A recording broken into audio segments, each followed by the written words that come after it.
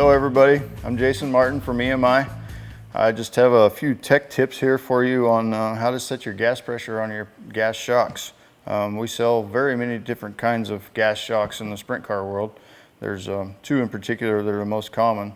That's the AFCO and the Pro Gas series, which is what you have here. We work very closely with the fellows there in the Speedway Shock Technologies shock department of Speedway. We build and design multiple types of valvings and combinations for any of your street stock to modified to late model sprint cars, micros, midgets. We've got people in the shock room that are professionals in most all of those aspects. So here's one good tip that a lot of people struggle with this newer gas style shock. They don't know how to set the gas pressure, so we're going to explain how to do that right now. So one of the biggest common mistakes you have is that people always tend to set the gas pressure with the shock on the race car. Well, what that does is it is not fully extended and it builds gas pressure in the gauge, and we'll show you that here in a second. So what you always want to do is you want to pull your shock off of the car and fully extend it.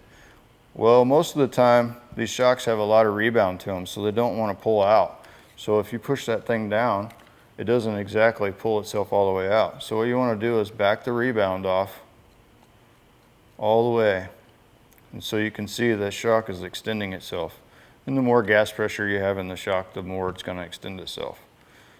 So you want to make sure it's fully extended. That's going to help get the pressure the same every time you set it. So what you're going to do now, take the Schrader valve cap off, and you're going to install your new Schrader valve gauge.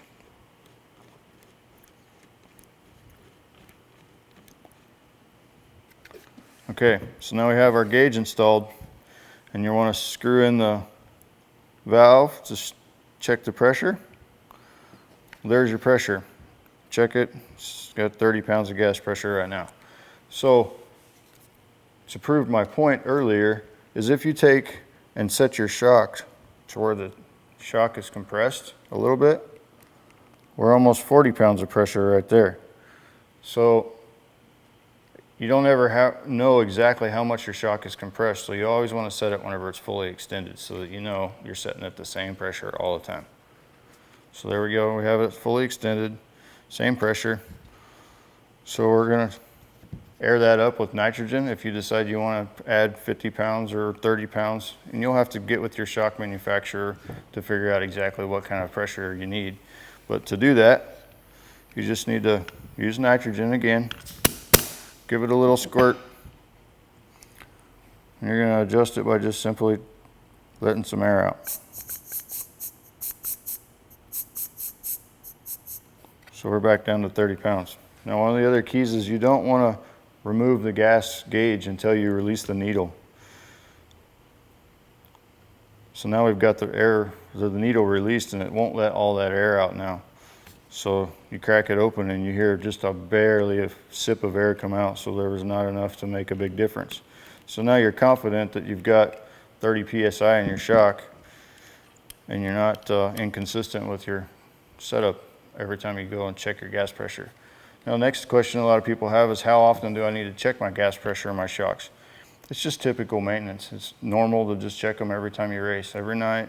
You don't need to check it multiple times a night, but it's just common maintenance. Every time you go to the racetrack or before you head to the racetrack, take them off, check your gas pressure, make sure they're what you need to be. Most of the time you'll find that it never changed, but it's just a guarantee that you know you got what you need. So with that, I hope everybody learned how to check and set your gas pressure in your gas shocks. Remember to keep your shocks fully extended. It's one of the biggest problems we have. If you have any questions, feel free to call myself or any of the guys at EMI. You can call Speedway and talk to anybody in the shock department there, Speedway Shock Technologies, or you can log on to our websites, EMI, eaglemotorsports.com, or Speedway at speedwaymotors.com. Hope you enjoyed this.